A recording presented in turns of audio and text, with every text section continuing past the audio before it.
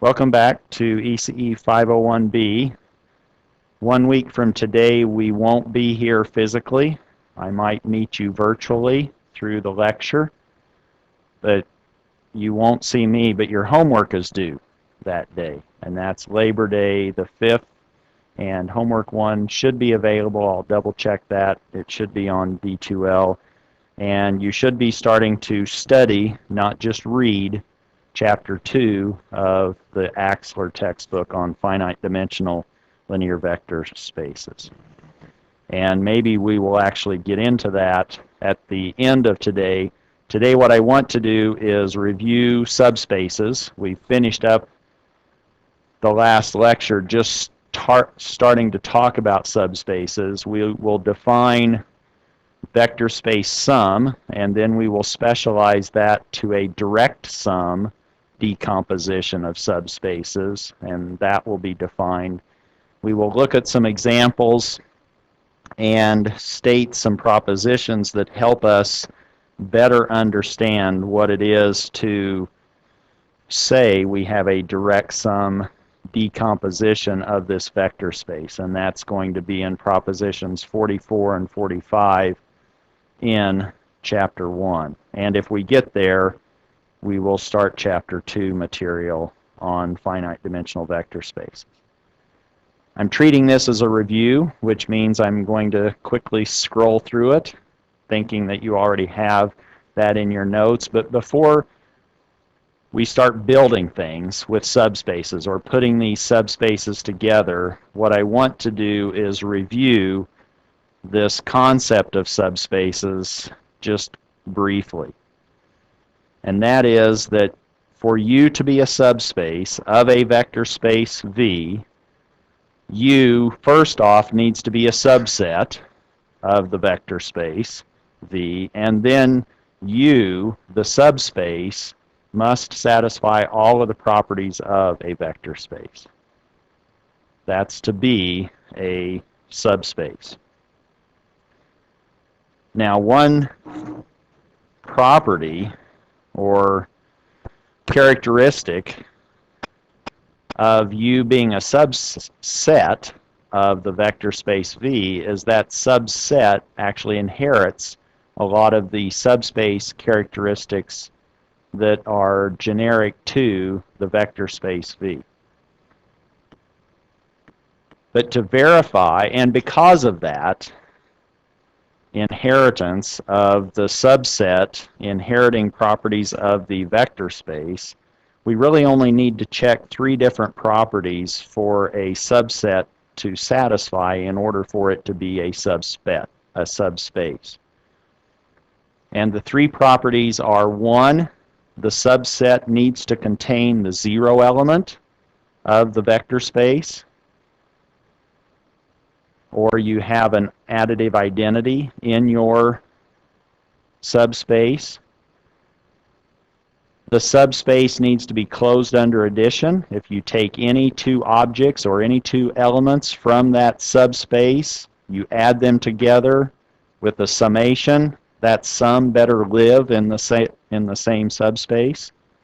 You don't sort of bounce out of the subspace. You stay within the same subspace. It's closed under addition, and it's closed under scalar multiplication.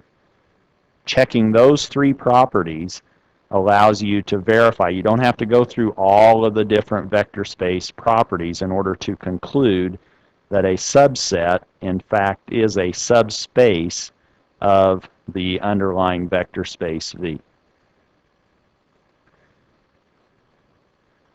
Let's look at some examples just to get us thinking about what we might have in front of us relative to subspaces and their relationship to vector spaces. And the first thing, the easiest thing, is to be thinking about the XY plane, or R2.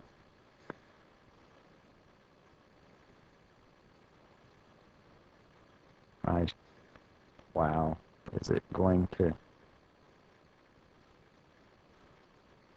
So let's start by identifying some of the ways of generating subspaces. One is if you have the zero element or the origin. That could be a subspace of your two-dimensional plane. That's maybe the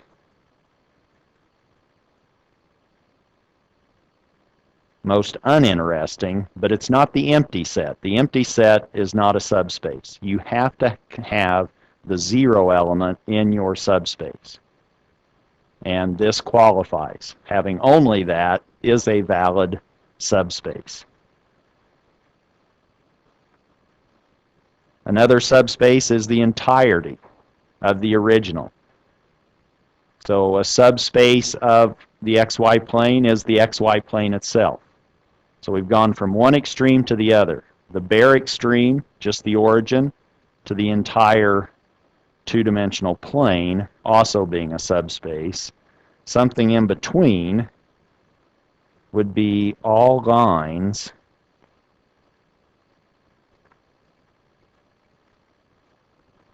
through the origin. And they need to go through the origin in order to, what? Possess the zero element. If they don't pass through the origin, it can't be a subspace. This third one, being all lines through the origin, you could draw a line, and that would be a subset of R2. But in order for it to be a subspace, it needs to go through the origin. This is what guarantees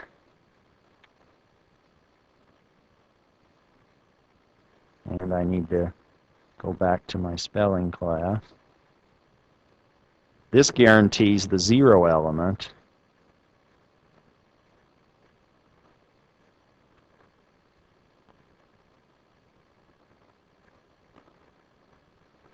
is in the subspace. With those three sort of ways, question?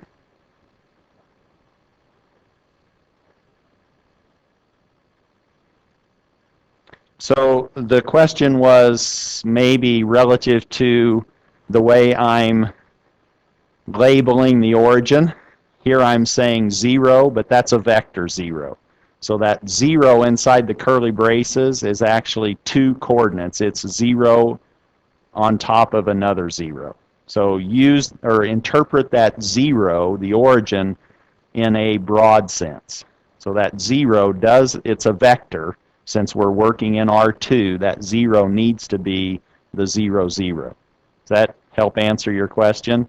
So I'm getting lazy with my notation, but I'm assuming that you can then infer that when I say the origin, depending on the space, and in this case it's R2, that 0 is really a two-dimensional vector. So it's 0 in the x and 0 in the y. Yes?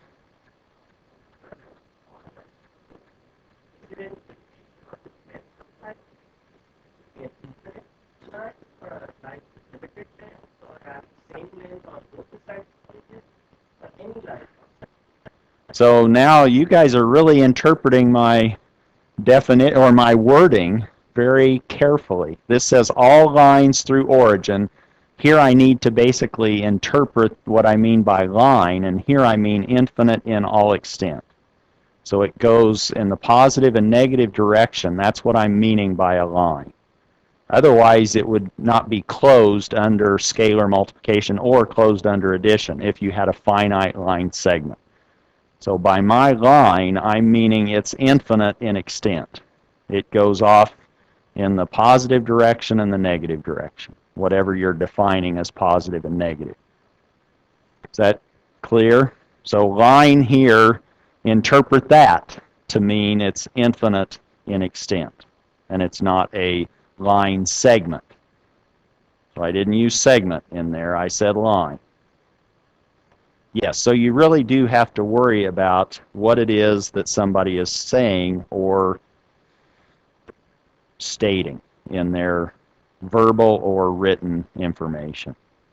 Let's look at some examples, maybe graphically.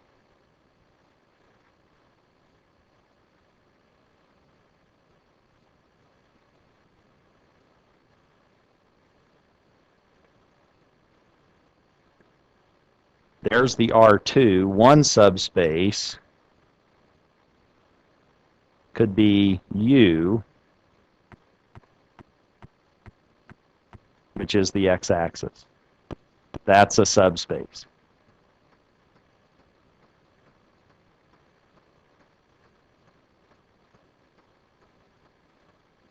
You can guess what my next example is going to be. Why? Why can you know? The letter, not the question why, but now it's the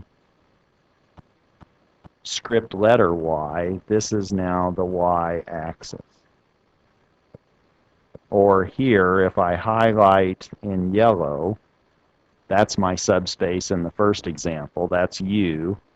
And let's say that my next example, when I start going vertical, then my width of my highlight's not very wide, so I'll exaggerate it. But you know that this is infinitesimally narrow, right? It's just the y-axis. Another possibility for a subspace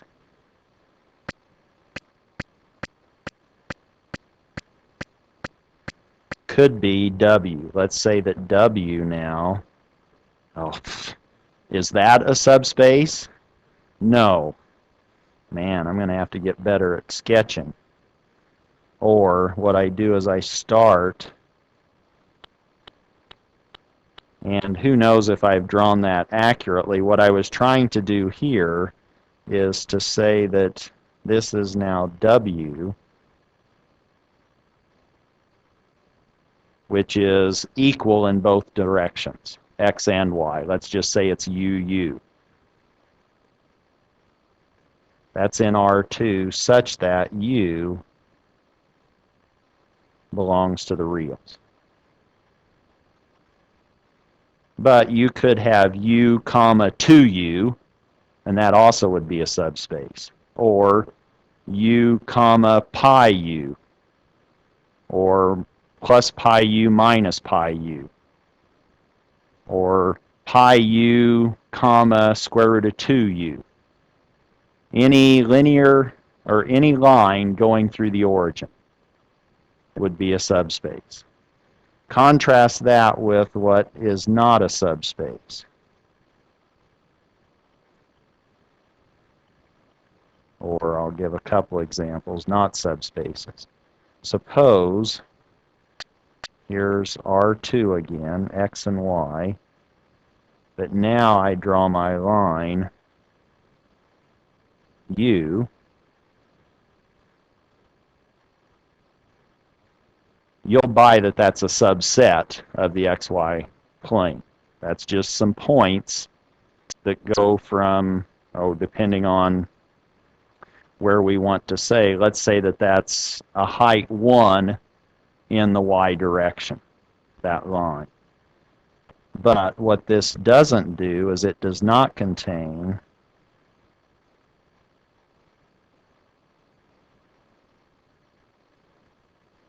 the origin. Or another way of saying that is we have no zero element. Meaning I could pick a U in that subspace, or I'm sorry, in that subset, and then I'm saying U plus Z equals U. Can that happen? Can I find a Z, a zero element, in this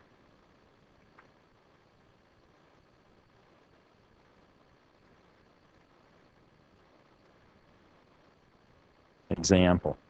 Is there a Z belonging to that subset such that when added to any other point or object in that subset would give me back U? And what you can do is you can actually sort of create your own example. Suppose that you said, well, let's just take a U. Let's say that it's 2 comma 1. Let's say it's right there. 2 in the x, 1 in the y. That's obviously in our subset. Now, can we add a vector to that that's also in U that remains in U? So if we picked 0 for the x-coordinate, which is true, but here if it's in U, it has a height of 1 still. And this is now 2, 2, which is way up there. It's no longer on or belonging to that subset. So this is not contained in U, and Z, which if we call this Z, which we picked it to belong to the subset, Z is not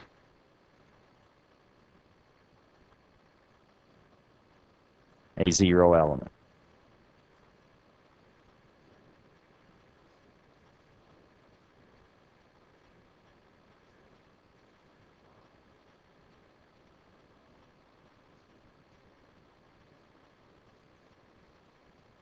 So now if you're now saying, can we find a additive inverse in that particular space that would produce the 0 element? And that's basically what we don't have in this case, isn't it? We don't have a additive inverse, and so you could view this many different ways. The easiest way that I was seeing it when I was writing this up was, let's just show that we can't find a 0 element for this particular example. You could go the other direction and say, okay, what happens if, can I find something which when added to any vector v, bring me back to the origin? But that something has to be in the subset, and in here you can't do that either. So there's different ways of showing the non-subspace characteristics of this example.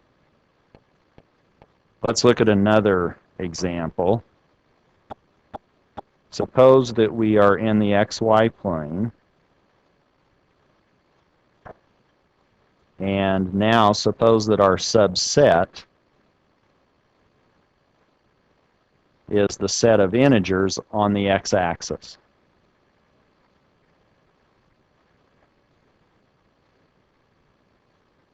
My subset, which just has to be a piece of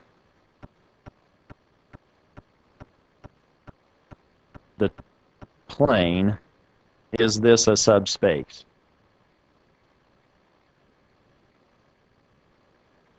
In this case, this subset is not closed under scalar multiplication. U is not closed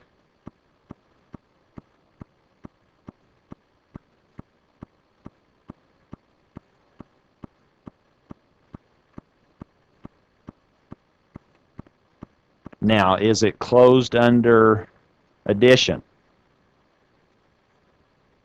It is, isn't it? You could add up integers all day long, and they're going to remain integers.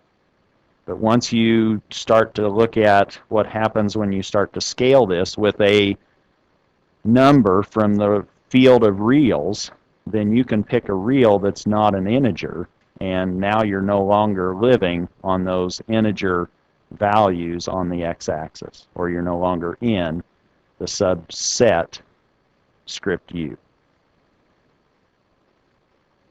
And all you have to do to show something isn't is to find one counterexample. For example, if we picked U equal to 3, that's definitely in the subset, but now if I pick an A equal to 1/2, which belongs to my field of reals, then AU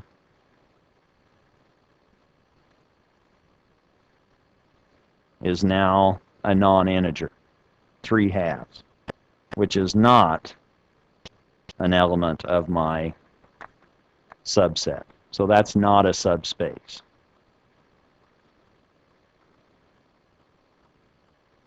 Those are all examples just in a two-dimensional plane.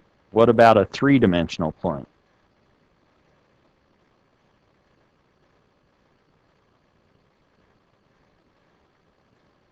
Subspaces of R3. And this is talked about on page 19 in the third edition. Well, we can start to do what we did before. And now do you see the usefulness of my notation? Now I can say 0. But that's now a 3 vector, isn't it? 0, 0, 0 in the 3 different coordinates of that vector. That's one subspace of R3. I could have the entire volume of R3. That's also a subspace.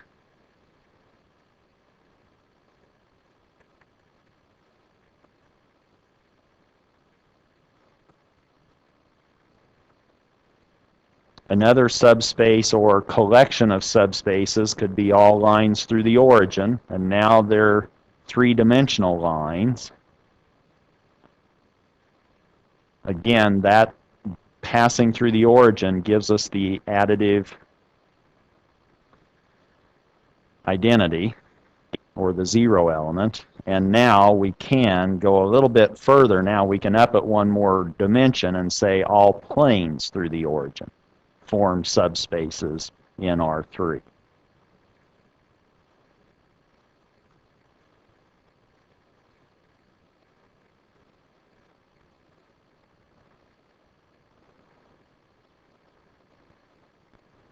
Now, when we're talking about subspaces, we need to be a little bit careful in the way that we're combining or thinking about putting them together or stacking them up or building with subspaces.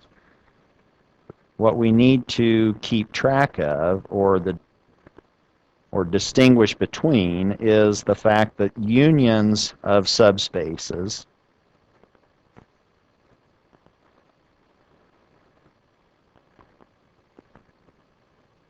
are not the same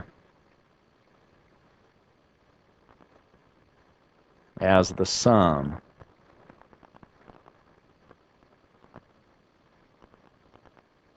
of subspaces.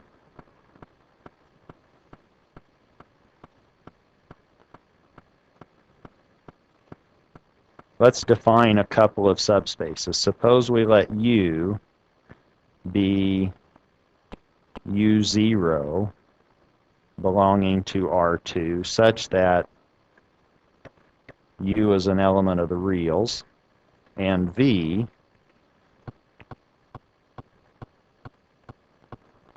also belongs to R2, but now, I don't know, let me just make this one Y for whatever reason. Y is also a real number. Now my pictures are trying to illustrate the distinction or the difference between a union and sum. What if I looked at the union of U and V? So that upside down U without the tail is my union symbol.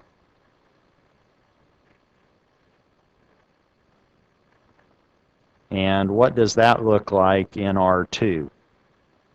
Here is R2.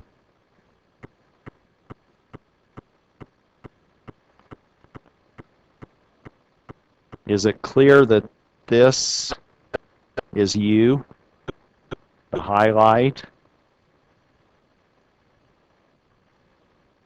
And what is V? V is just this vertical.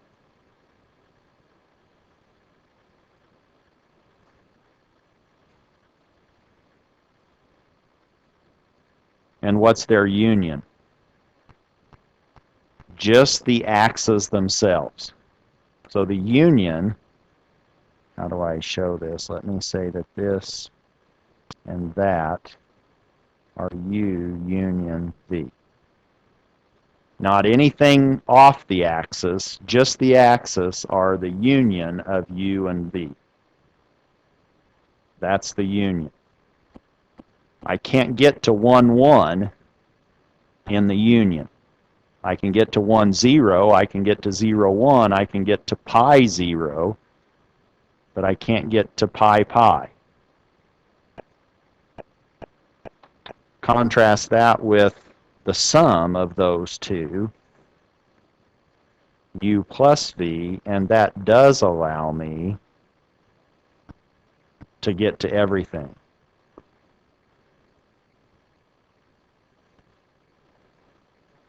Now I can get anywhere, because now I'm adding any vector or element from u to any vector or element in y or in v, and that fills the entire R2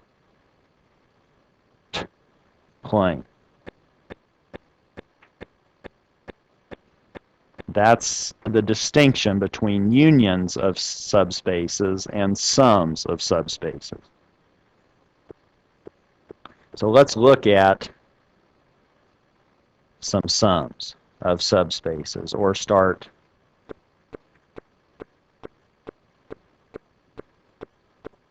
looking at sums of subspaces. Suppose we have u sub 1, u sub 2, up to u sub m being subspaces of our underlying vector space V.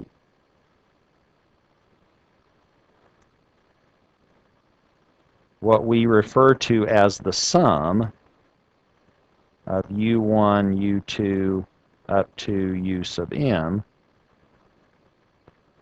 that's defined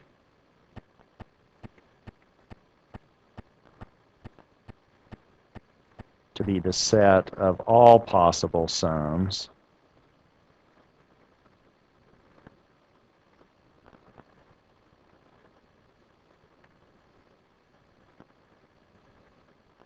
of elements of u1, u2, up to u sub n.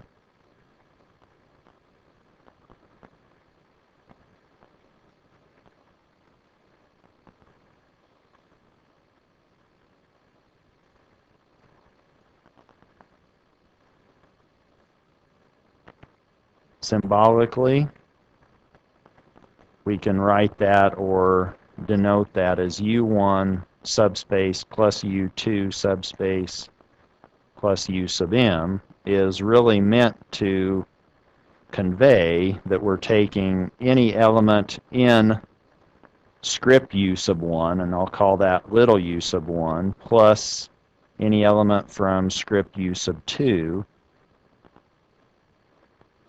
up to u sub m, such that u sub 1 belongs to script u1, u sub 2 is a vector in u sub 2, etc., up to little u sub m in script u sub m. That's what I'm meaning by a sum of subspaces. I can pull vectors from any of the underlying subspaces and add those up.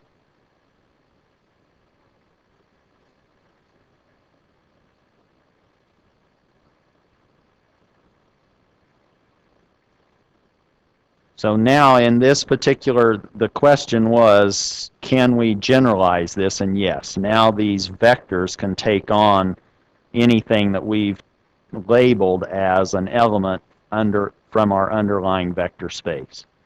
So little u sub 1 might be a 2 by 2 matrix if the V is a 2 by 2. And maybe that's just the 1, 1 coordinate, any element from R in that 2 by 2 matrix. Maybe that's our subspace, capital U, 1, u sub 1. Let's look at some potential examples of this. Suppose we let the subspace U be u1, comma 0, comma 0. We're now letting this live in R3. such that U1 is any real. And suppose that subspace V is now V1 comma V1 comma 0,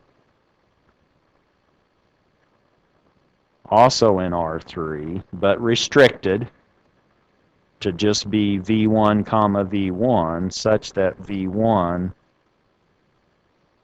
is also real. And we might be interested in the sum of U plus V, which is what?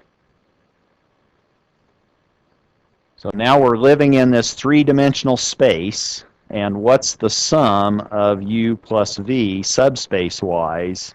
Where does that allow us to live in this three-dimensional space? It allows us to live in U plus V, which could be interpreted as, we'll show that, but it's going to be the xy plane. We can get to any point in the xy plane by picking vectors in U and V. To show that, let's look at what we have. We now know S is the sum of any element in U and any element in V, so that we have U1 plus V1, comma V1, comma 0.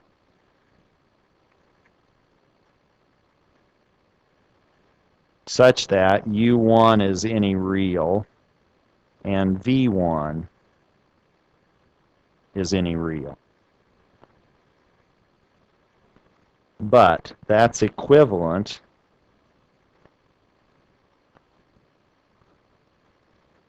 to any vector x comma y comma 0, such that x is real and y is real.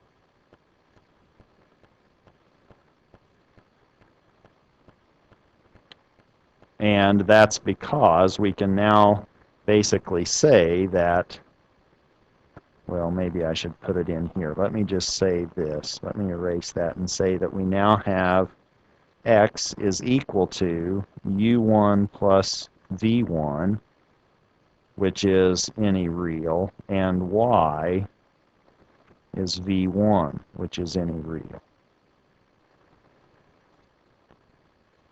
And that's just the xy plane. Meaning you give me a point in the xy plane, and I can give you a vector in U and a vector in V that will get you there. I just have to find what y is, or you tell me what y is. That gives me V1. You give me x. That now allows me to calculate U1. And now I can give you a U1 in U and a V1 in V to give you any point in the xy plane.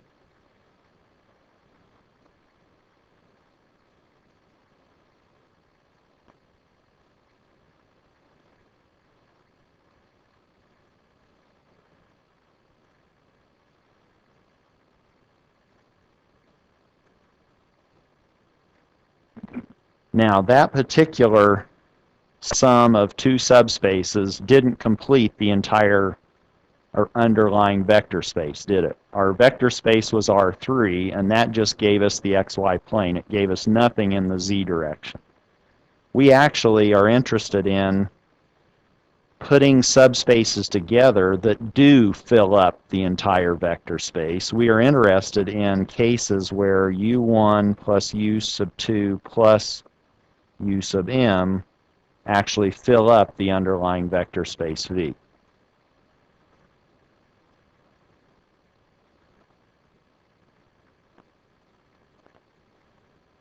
Meaning the subspaces add to fill or complete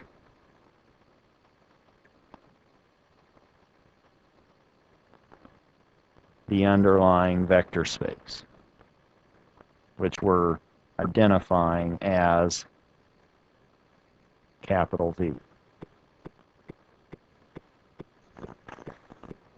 Even beyond that is a particular decomposition of our vector space.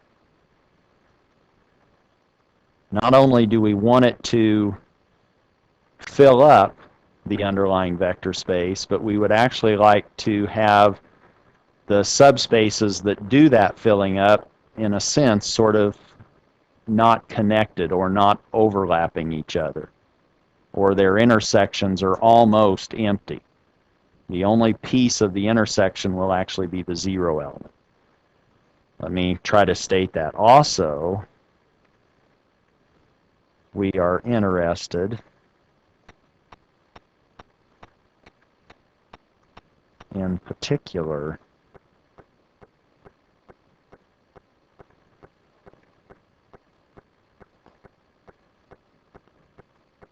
subspace sums that have little intersections.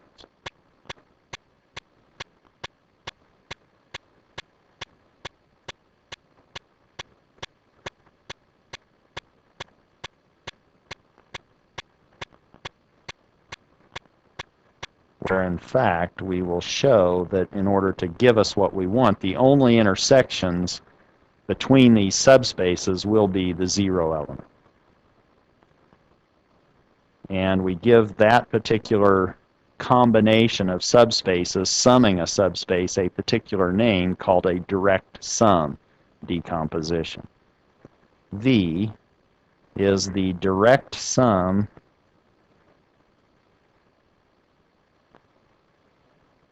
V equal to U plus 1 plus U sub 2 plus U sub M is the direct sum of U1, U2 up to U sub M, written as we've just written, but we actually change our summation symbol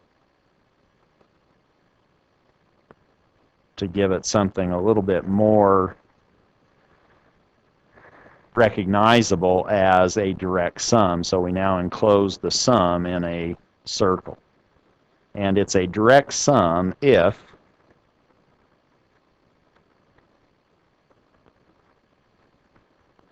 each element of the vector space V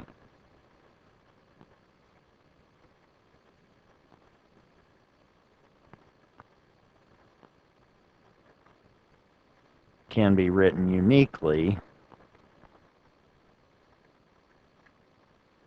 as a sum of U1 plus U sub 2 plus U sub M, where each of these U sub i's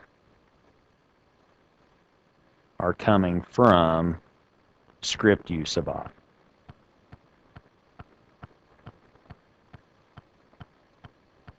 So you give me a vector in the vector space, and if I have a direct sum decomposition, then I can only, or the way that I pull objects from my subspaces, U1 through U sub M, is unique to create that vector that I now want to find.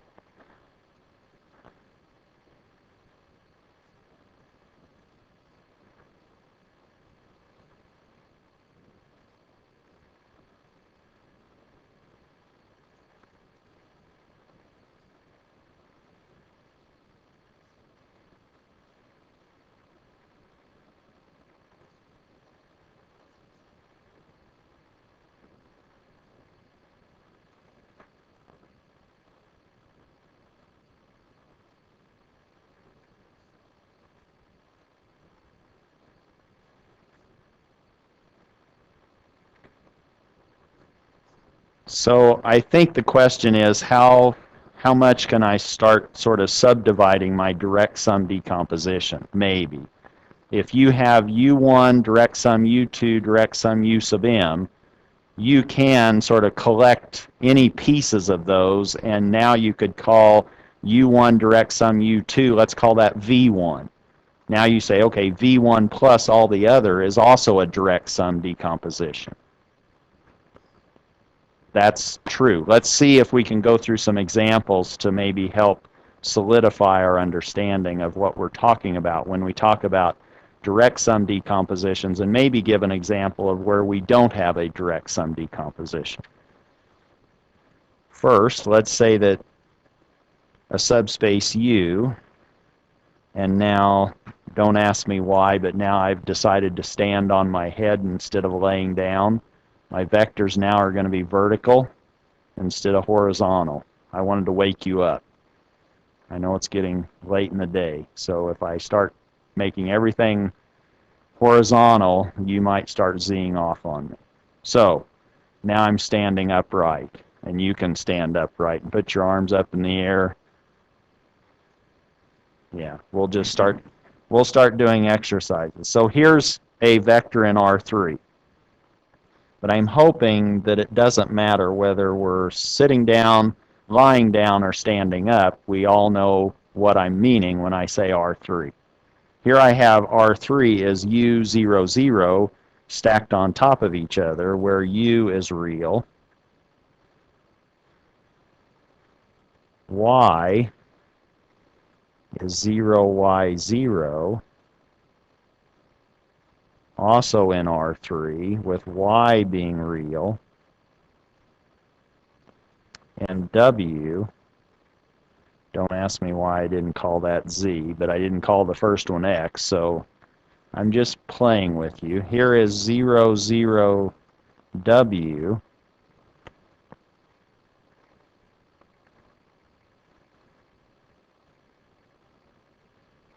Now, is it clear that the sum of those three will fill up all of R3? If you give me a point in R3, then I can only find that or describe that as a unique combination of elements or vectors from the U, Y, and W subspace.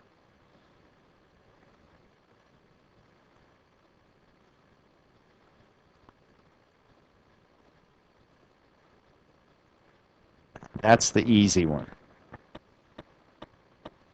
And in fact, those subspaces are actually orthogonal, aren't they? They don't have any kind of overlap among them in direction. But that's not the only way that you can obtain direct sum decompositions. The subspaces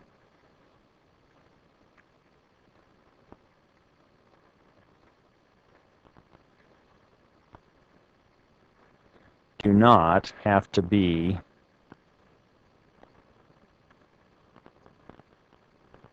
orthogonal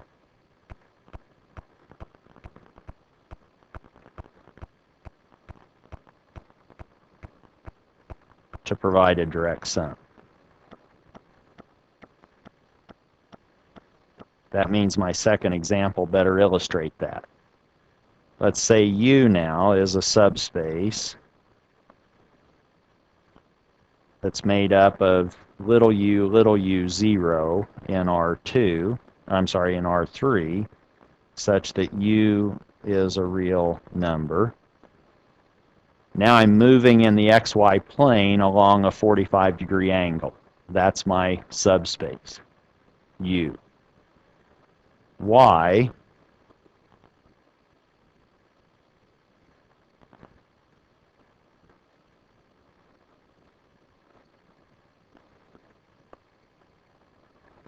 is the y direction, the y-axis, and W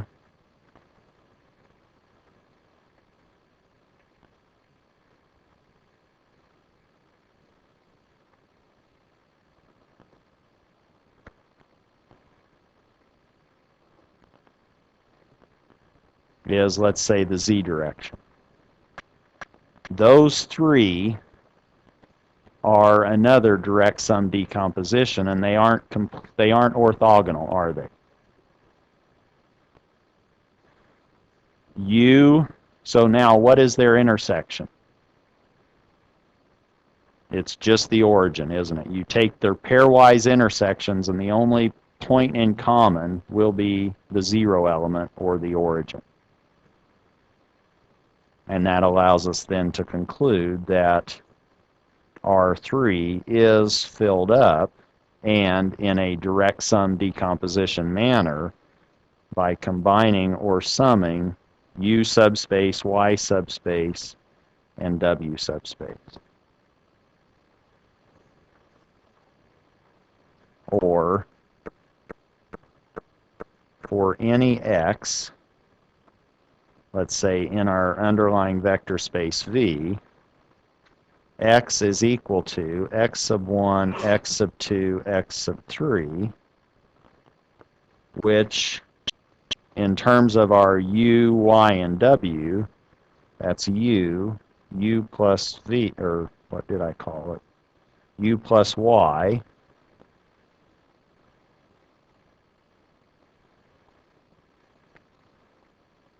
and w.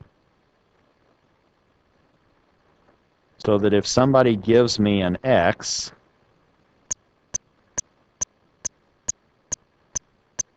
then I can back out what I need to pick from my subspace U, my subspace Y, and my subspace W. I would probably first say, well, let W be x3,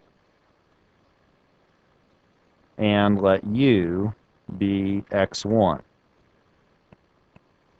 Then I can find Y is just x2 minus x1.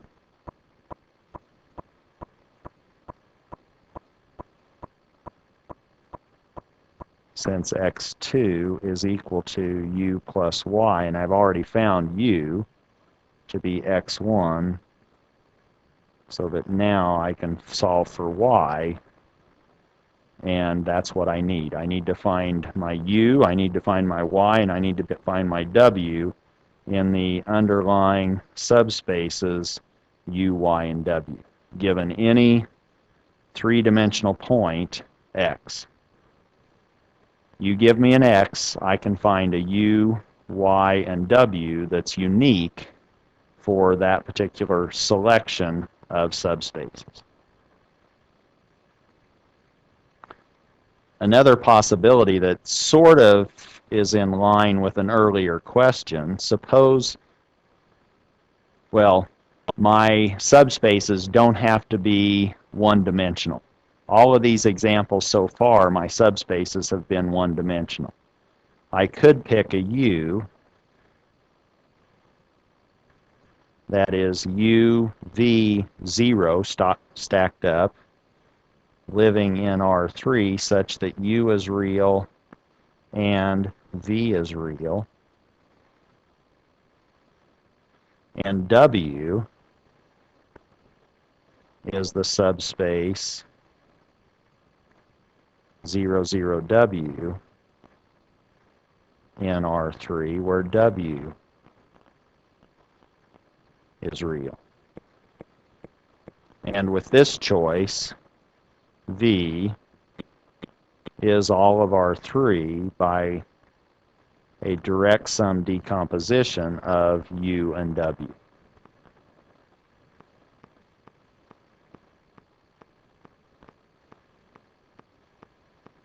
And in this case, it's sort of like starting with example 1 and combining U and whatever we had for the second one, Y, and relabeling it as simply U. And that gives us little u, little v, 0, spanning the xy plane in our subspace U, and then we add that up to the z direction in W. We can actually state some propositions that allow us to maybe more effectively understand this concept of direct sum. Propositions helpful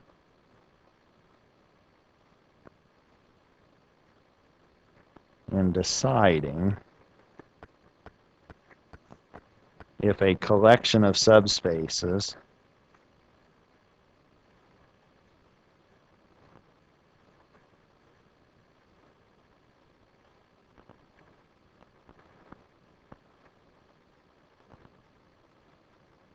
is a direct sum.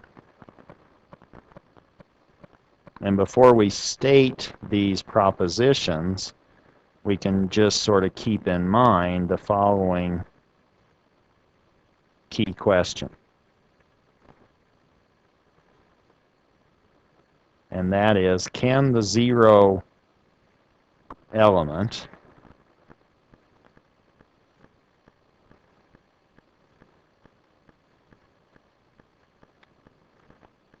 be represented uniquely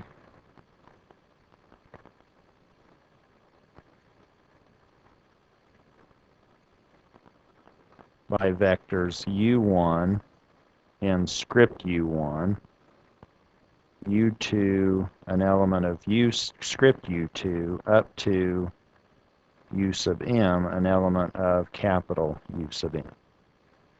In fact, can any vector be uniquely decomposed? But sometimes it's easier just to check one, and one of those that's maybe the easiest to check is the zero element.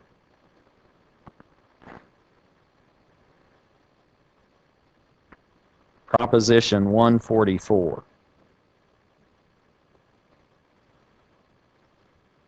makes the following claim, and it gets a little bit wordy, but let's suppose that we have these M subspaces, U sub 1 through U sub M. Suppose U1 through UM are subspaces of V.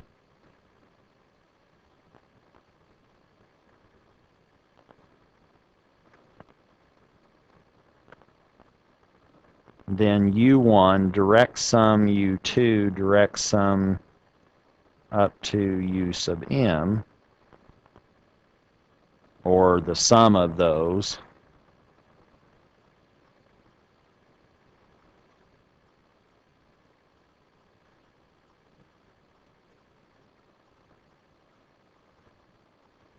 then that combination is a direct sum if and only if, that means it goes both ways. The only way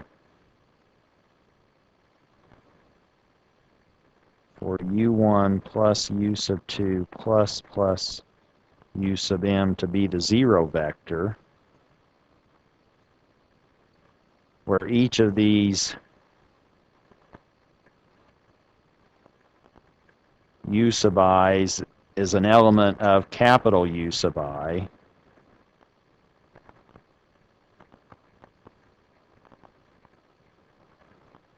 just by taking each U sub I to be the zero vector, or the zero element.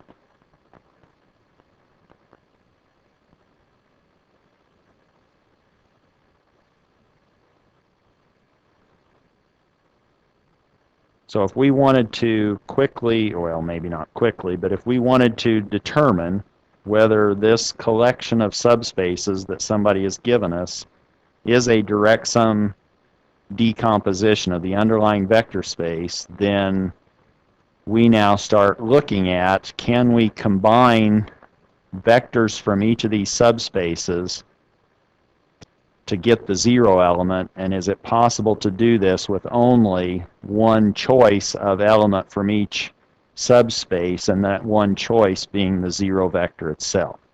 Let me give you a counter or an example that's not a direct sum decomposition, or this is now a negative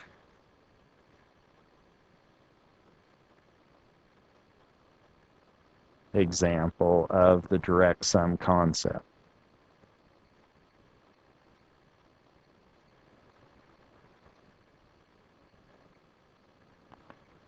Or what I'm saying is this is not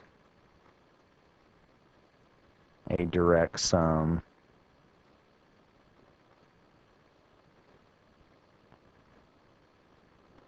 decomposition.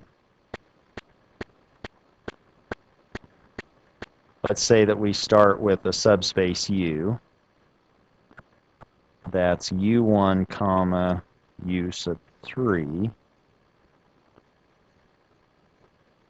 in R3 such that U1 is a real and u sub 3 is any real. Do you see what that is already, mentally? Subspace U. That's the xz plane, isn't it? Let's look at Y. Y is a subspace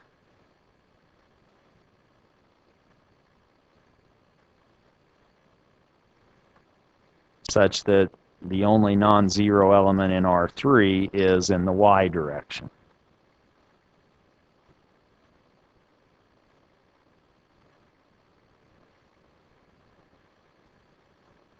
And now let's take a third subspace, W. If I would have quit, maybe I would have been okay.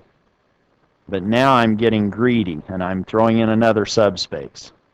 Let's say I now pick W to be W3, 0, W3.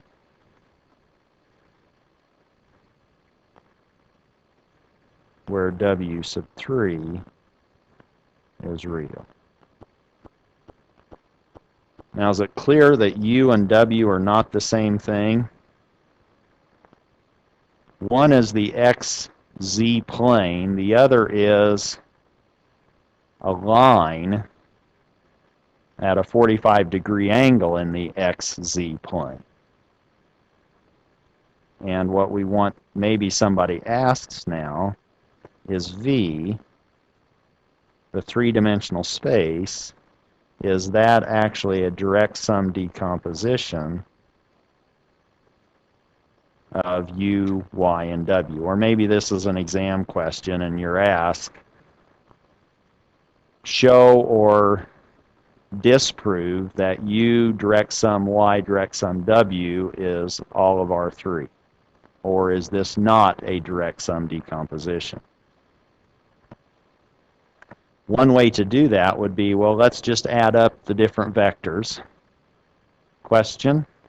No. We had U. Did I call it U1? So we had U1 and U3. That was U. Then we had Y.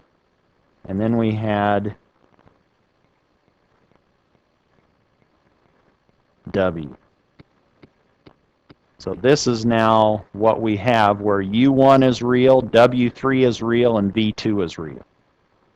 And we want to know, or one way to quickly disprove would be, can I find values of U1, V2, U3, and W3 that are, or give me a couple different representations of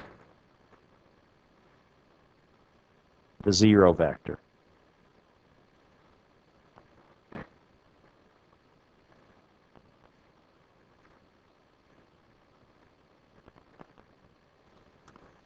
I think it's clear that if we picked all of them to be 0, we would be at the 0 vector. But can we find another combination of U1, V2, U3, and W3 that would produce 0?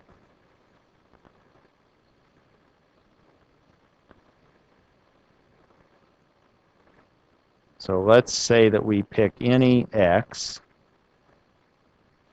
in R3.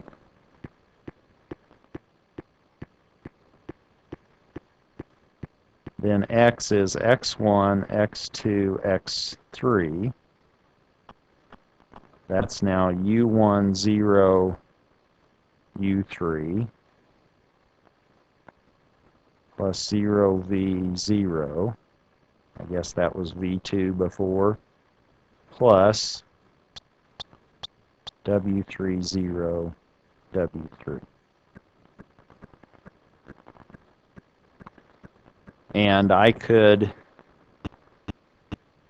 maybe even say something like, well, what if I picked W3 equal to 0? Then I could find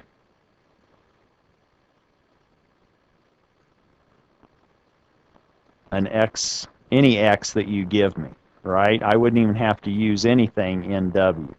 And I could uniquely find a representation in terms of my U subspace and my Y subspace. I wouldn't have to pull anything out of W. So that's sort of leading us to think, uh-oh, something might be a little bit wrong, because I don't even have to pull from W.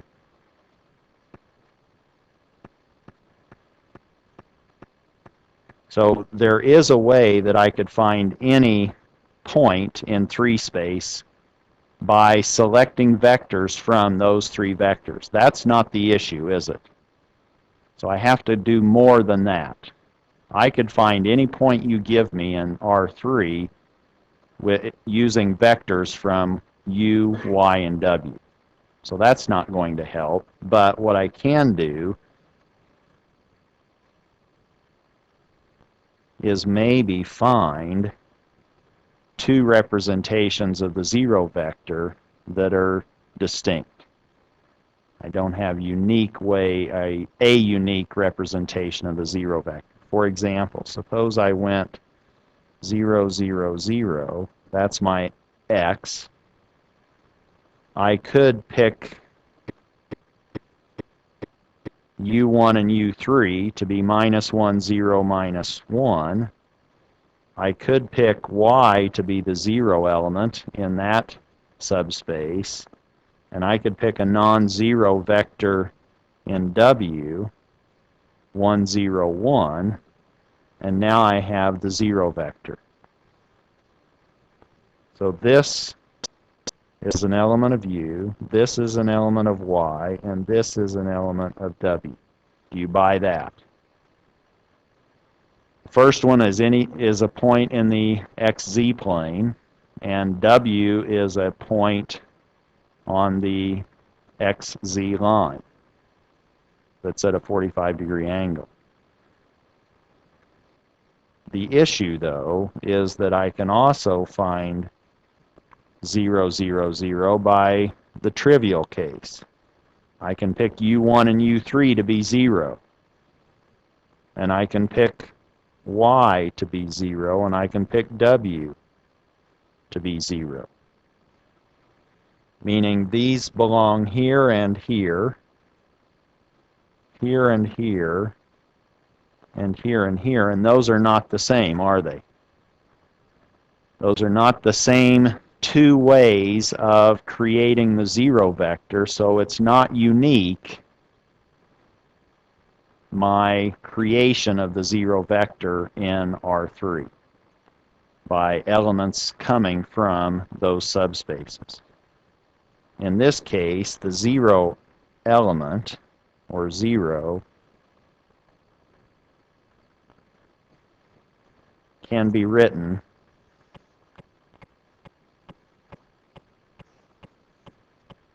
in more than one way.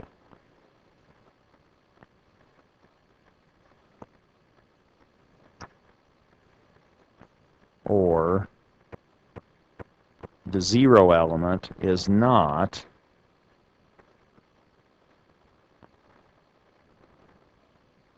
uniquely defined from U, Y, and W.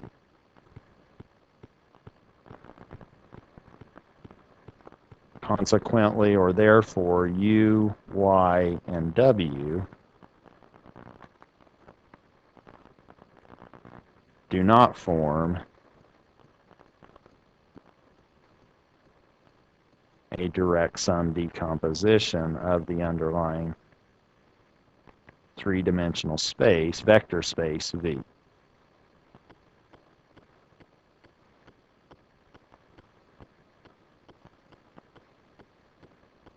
Now, the other proposition relative to direct sums is proposition 45, and that's dealing really with just 2 different subspaces. Suppose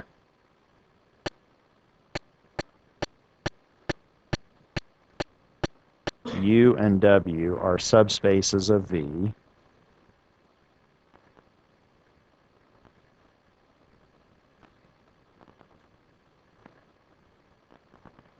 then U and W form a direct sum decomposition of V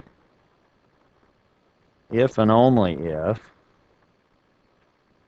we can fill all of V with the sum of U and W, and the intersection of U and W is the zero vector.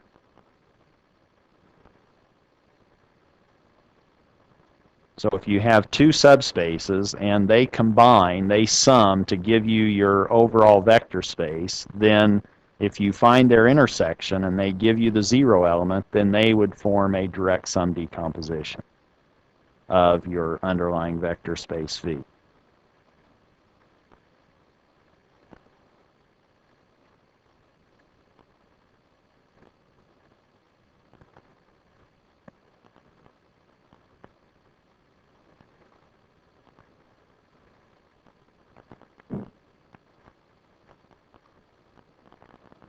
The two subspaces, when combined or summed, U plus V, or U plus W,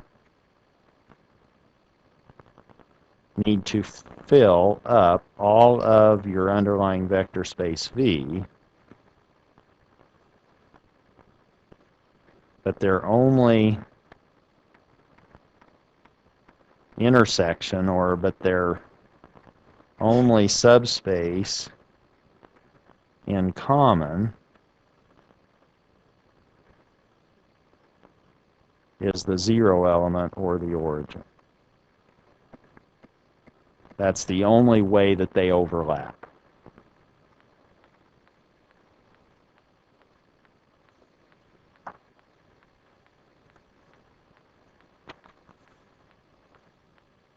That's chapter 1. Let's now get into chapter 2.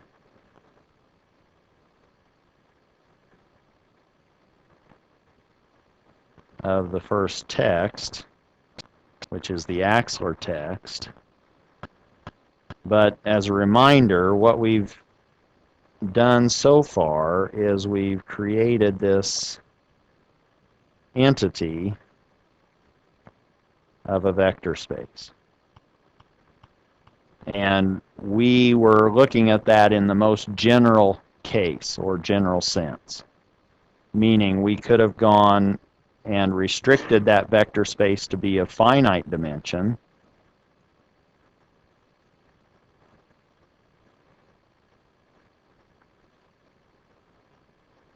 and that gave us then, or that will give us,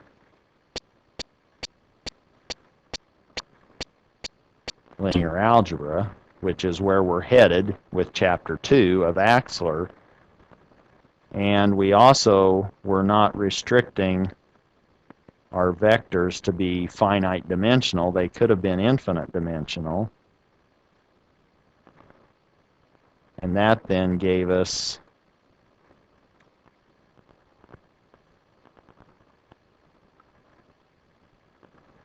functional analysis, which is the second text, which is Frank's.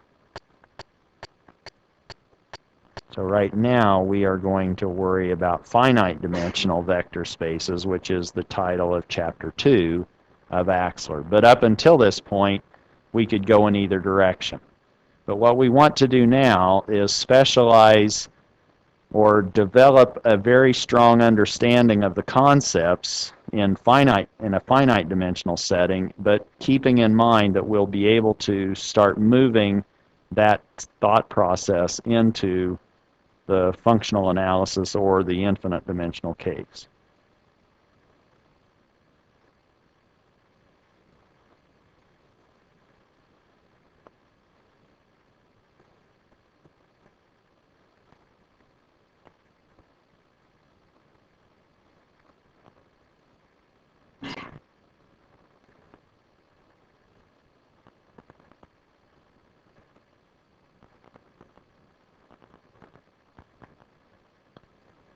And the first thing, or the new concept that we will start with is what's called span.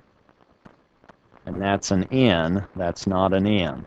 So we're not spamming, or if we're getting close, I guess it's time for dinner, we could have spam, but that's not what we're talking about. It's now span with an N, as in Nevada. So here we are given a list, and now what do I mean when I say list? Or what, in terms of terminology, what all is understood when I use that word list based on Axler?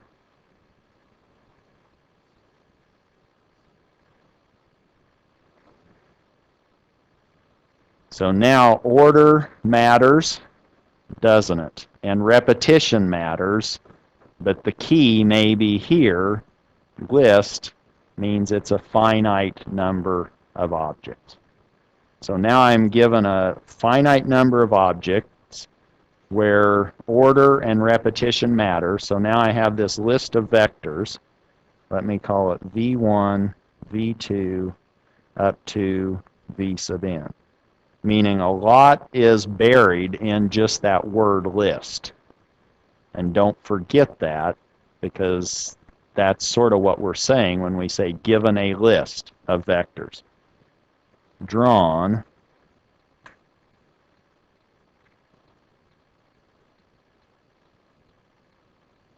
from a vector space V, the span of the list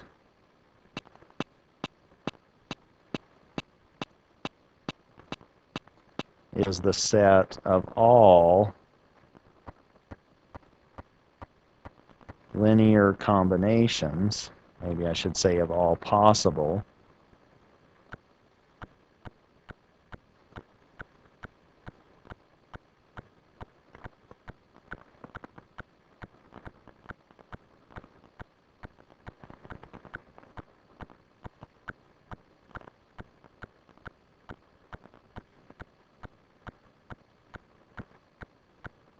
of the vectors in the list.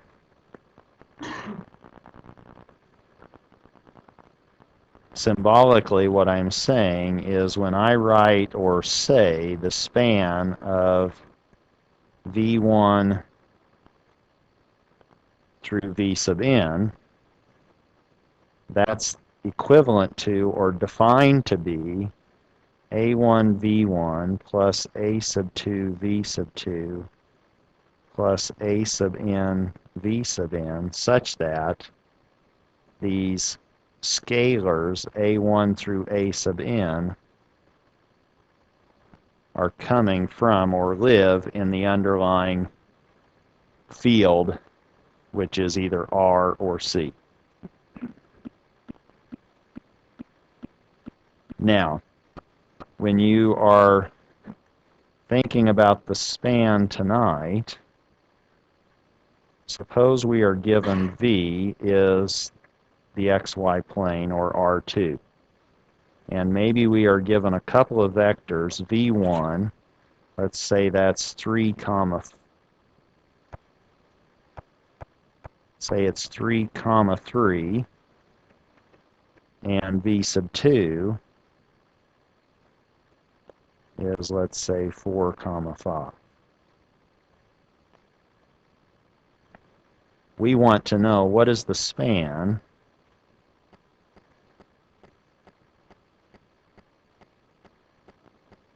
of V1, V2. Is it all of R2? Or if you were thinking about this, I always say draw a picture. So if we drew a picture, if this is now X and this is Y, V1 is this point 3, 3, and V sub 2 is the point 4, 5.